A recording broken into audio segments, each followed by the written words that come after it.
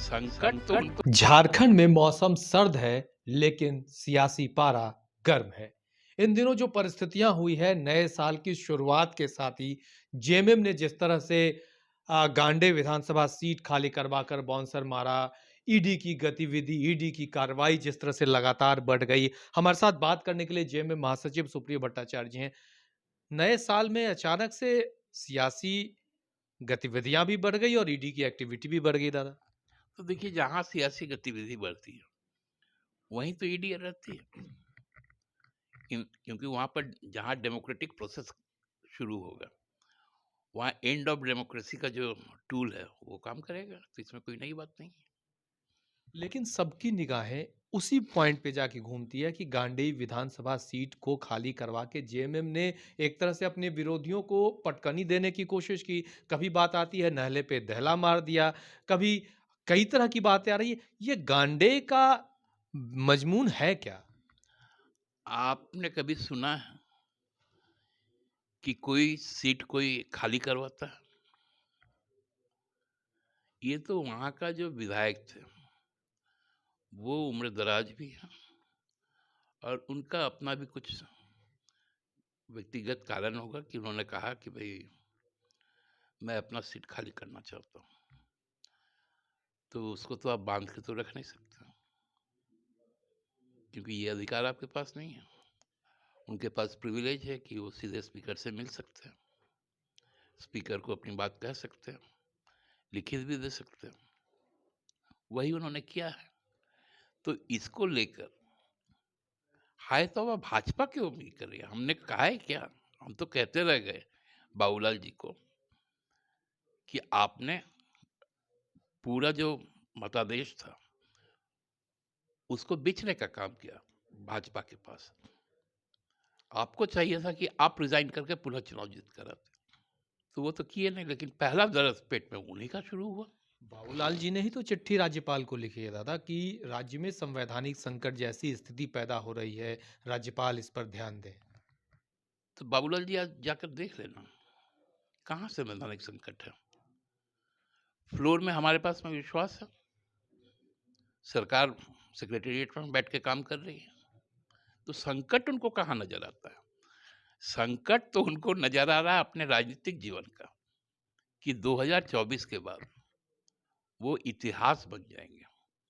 उनका ना कोई वर्तमान रहेगा ना कोई भविष्य रहेगा। निशिकांत जी ने भी गांडे सीट खाली होने के बाद एक्स पे लिखा कि चुनाव नहीं कराया जा सकता। अलग अलग राज्यों के उन्होंने सुप्रीम कोर्ट के जजमेंट की कॉपी डाल दिया। देखिए वाचालता में हमको लगता है उनसे आगे कोई नहीं, क्योंकि कितना पंडित वो है वो सबको मालूम है। तो इसलिए इस तरह का जो फ्रिंज एलिमेंट है उस पर बहुत ज्यादा गौर हम लोग नहीं करते। मुख्यमंत्री जी ने जो विधायक दल की बैठक बुलाई, उसके बाद अचानक से आप सत्ताधारी दल पूरी तरह से खामोश हो गए हैं। क्या रणनीति चल रही है? कहाँ हमारी बैठक हुई, साल में पहला दिन सबने मिलकर नया साल की एक दूसरे को शुभकामना दी, तो ये तो अच्छी परिपाटी है। उसके बाद लोग अपना अपना क्षेत्र चल गए, मंत्रीगण अपने काम में लग गए, मुख्यमंत्री अपने काम में लग गए। सामने चूंकि अभी ईडी की कार्रवाई अभी अचानक से रेड हुई है 12 जगहों पे, उसमें भी हमको लग रहा है कि दरहाल के दिनों में ईडी ने संभवतः दूसरा या तीसरा जो प्रेस रिलीज टाइप का वो भी एक्स पे डाला गया, जिसमें डिटेल डाला गया। और मुख्यमंत्री जी का सातवां सम्मन का भी मामला रहा, जिसमें मुख्यमंत्री की तरफ से जवाब भी दिया गया। फिर खामोशी ईडी की तरफ से भी उस सातवें सम्मन के जवाब के बाद दिख रही है। नहीं, मैं ईडी का तो प्रवक्ता नहीं हूँ, लेकिन चूंकि उन्होंने पब्लिक प्लेटफॉर्म पे कुछ डाला है, तो ये एक्सपेक्टेशन हमको भी था कि उन्होंने 10 जगह, 12 जगह, 14 जगह, 16 जगह जहाँ पर रेट मारा, ये सेकेंड उनका प्रेस नोट था, तो उसमें स्पेसिफिकली उनको कैटेगोराइज करना चाहिए था कि कहाँ कहाँ से क्या रिकवरी हुआ। वो इस बात को क्यों कहते हैं कि 36.99 लाख आया, तो ये 36.99 लाख मीन्स इसमें मैक्सिमम तो आपके जो बिजनेसमैन है, चाहे वो बिल्डर हो, चाहे वो आर्किटेक्ट हो, चाहे वो बिजनेसमैन हो, तो आपने उस बात को क्यों नहीं रेखांकित किया? तो इसलिए हमको लगता है कि ये कहीं ना कहीं एक प्रिजुडिस होके काम है। यदि ट्रांसपेरेंसी होता तो उनको ये ब्रेकअप भी देना चाहिए था। सर, आप निर्वाचन आयोग में भी गए। गांडे सीट अभी खाली हुए लगभग 5 दिन हुआ। क्या आपको इस बात की आशंका है कि चुनाव वहाँ टाला जा सकता है, इसलिए आप चाहते हैं कि निर्वाचन आयोग के संज्ञान में लाया जाए? क्या वजह हुआ जाना आनन-फानन? नहीं, देखिए, आपको मालूम है कि फरवरी माह में आपका बजट सेशन आना है। तो हमारा तो ये स्वार्थ है कि बजट सेशन में हम फुल स्ट्रेंथ पे रहें।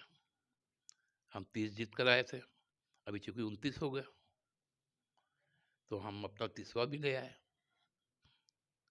तो ये तो मेरा स्वार्थ है ही, और ये कोई बुरा स्वार्थ नहीं है। ये मेरा संवैधानिक स्वार्थ है, जिसका पूर्ति की मैं माँग कर रहा हूँ। अब सरकार अपने अगले पत्ते कब खोलेगी? आप भी वेट एंड वॉच की भूमिका में हैं क्या? सरकार अपना पत्ता योजनाओं से खोलती है, पार्टी अपना पत्ता रणनीति के हिसाब से खोलती है। तो सरकार एकदम अलग है, जो कार्यपालिका है। पार्टी ही कब पत्ते खोलेगी? जब रणनीतिक समय आएगा, निश्चित बताएँगे आपको।